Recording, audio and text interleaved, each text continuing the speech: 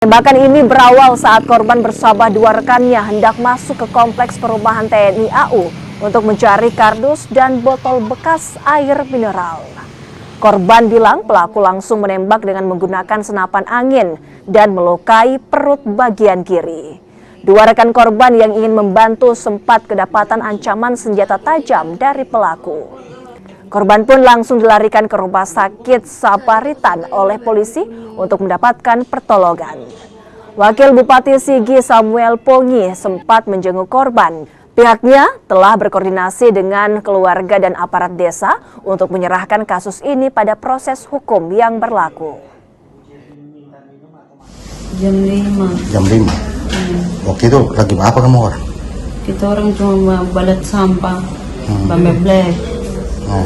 Terus kongkong anjing itu keluar dia langsung dia tembak saya. Kamu dia ada senjata dia pakai?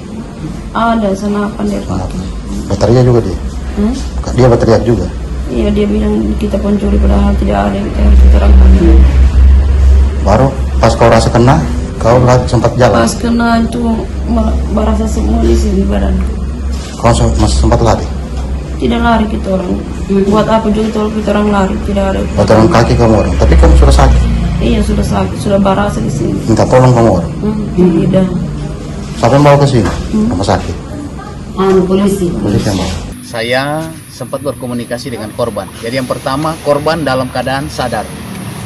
Kemudian saya tanya sama petugas kesehatan untuk tanda-tanda angka yang dia bilang semua normal, tekanan